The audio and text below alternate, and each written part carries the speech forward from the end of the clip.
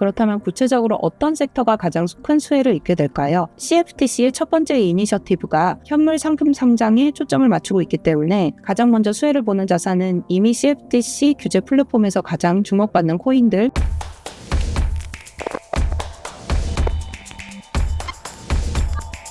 안녕하세요. 코빗 인사이트의 최윤영입니다. 트럼프 대통령의 가상자산 태스크포스가 미국 규제 당국을 위한 청사진을 공개를 했습니다. 그리고 CFTC는 여기에 맞춰서 크립토 스프린트라는 것에 실행에 들어갔는데요. 그래서 오늘은 이 크립토 스프린트가 무엇인지 말씀드리려고 합니다.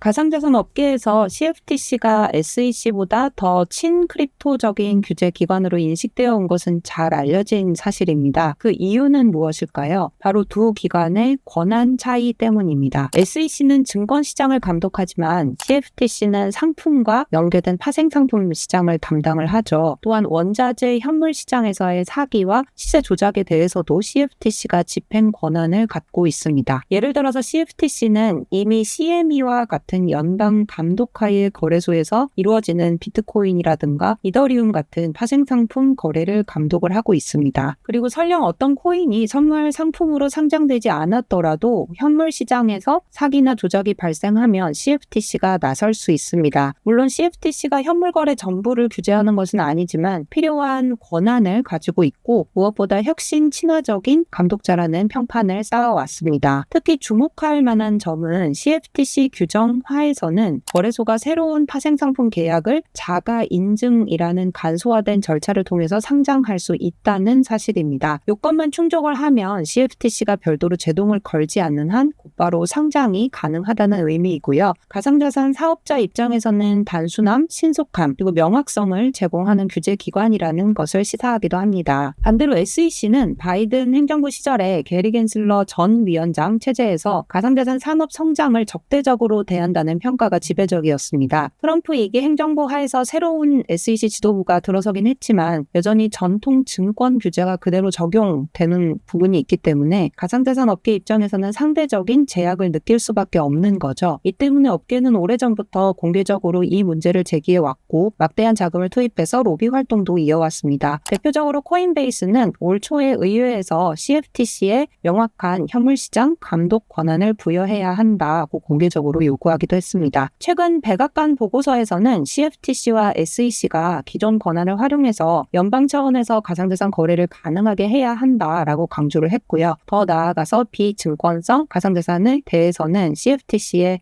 명확한 권한을 부여해야 한다고 권고하기도 했습니다.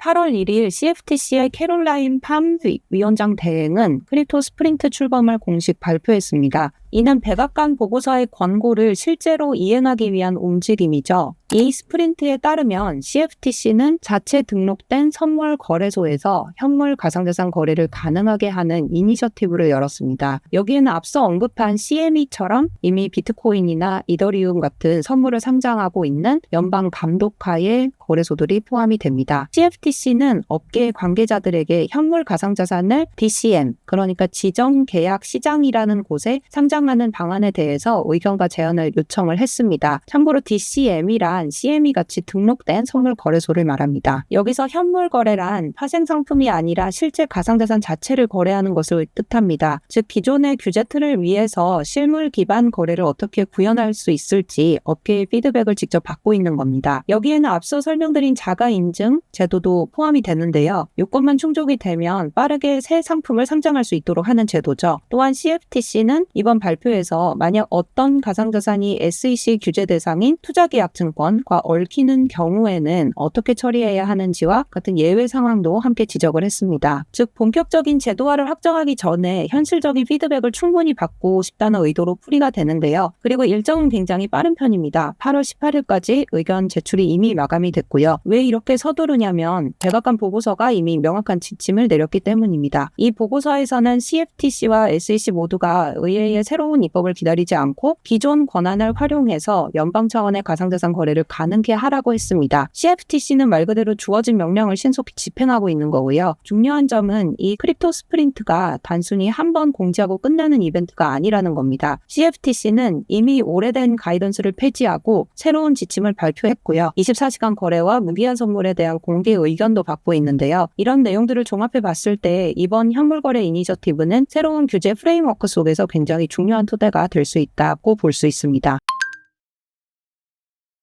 그렇다면 이러한 움직임 속에서 SEC는 어떤 역할을 맡게 될까요? 참고로 백악관은 CFTC와 SEC 모두에게 명확히 주문을 했습니다. 기존의 예외 규정이나 가이드라인을 활용을 해서 가상자산을 위한 규제 레일을 빠르게 깔라는 것인데요. CFTC의 크립토 스프린트가 이 지시를 직접적으로 실행하면서 연방 차원의 현물 거래를 시작하려는 시도라면 백악관은 SEC에 대해서 증권 규제가 불필요하게 CFTC 관할 활동을 막지 않도록 장애물을 치우라고 요구하기도 했습니다. 이를 위해서 SEC는 낡아빠진 부분들을 업데이트한다거나 규정 조정 같은 조치를 해야 합니다. 물론 SEC도 가만히 있는 것은 아니고요. 신임 위원장 폴 애킨스 체제에서 SEC는 7월 31일 프로젝트 크립토를 출범시켰습니다. 이건 가상자산 규제를 현대화하고 트럼프 행정부가 제시한 비전을 실현하기 위한 공식 프로그램이고요. 그리고 이미 그로부터 변화들이 나타나고 있습니다. 최근 SEC 직원 성명에서 일부 리퀴드 스테이킹 구조는 증권에 해당하지 않는다고 밝혔고요. 이는 곧 SEC가 백악관이 요구한 것처럼 자신들의 관할 밖 자산이 무엇인지 명확히 규정하려는 움직임을 취하고 있다는 것을 시사합니다. 백악관 보고서는 또 안전하다면 번들 트레이딩과 커스터디를 허용을 하고 감독 기준도 함께 조율하라고 권고했는데요. 즉 CFTC가 현물 상장을 추진하고 SEC가 등록 업체를 위한 커스터디 경로만 열어주면 미국 내 가상자산 거래는 불필요한 복잡성이 크게 줄어들게 됩니다. 다만 여전히 회색지대는 남아 있습니다. 대표적으로 모핑 에셋 문제가 있는데요. 즉 초기에는 증권으로 간주되었지만 현재는 비증권처럼 기능하는 토큰들이 여기에 해당이 됩니다. 백악관 보고서는 이 문제를 인정을 하면서 적절한 안전장치만 있다면 이런 토큰들이 초기 판매 이후에는 SEC 규제를 벗어나서 비증권 플랫폼에서 거래될 수 있어야 한다라고 권고했습니다. 이 문제는 현재 상원에서 논의 중인 클래리티 법안의 핵심 주제이기도 합니다. 하지만 백악관 보고서 덕분에 규제기관들은 새 법이 제정되기 전이라도 이미 명확성을 만들기 시작했습니다. 또 다른 회색지대는 증권과 비증권 자산을 동시에 상장하려는 플랫폼 문제입니다. 백악관은 이를 위해서 통합 연방거래 프레임워크를 구축하라고 촉구하기도 했는데요. 하나의 플랫폼이 다양한 가상자산과 규제된 금융상품을 함께 제공할 수 있도록 하라는 의미입니다.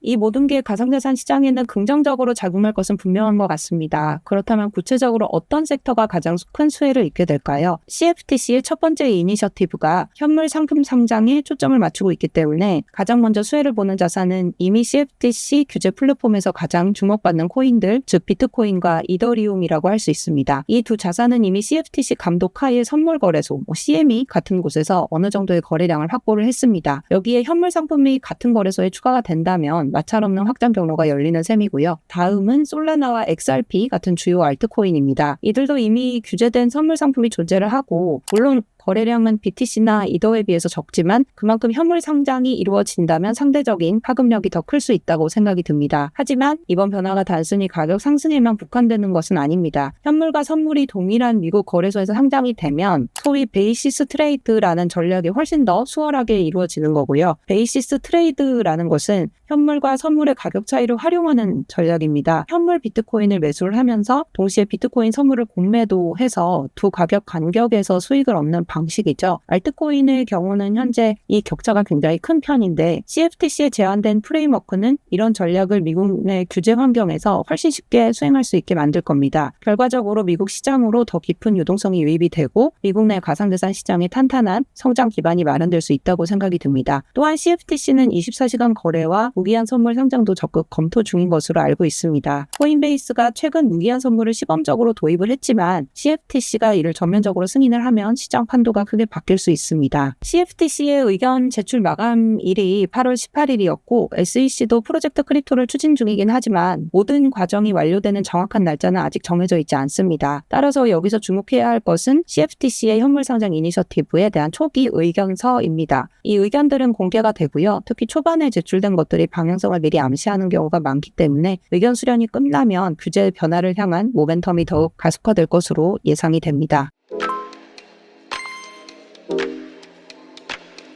오늘 영상은 여기까지고요. 궁금하신 부분 댓글 남겨주시면 답변 드리겠습니다. 감사합니다.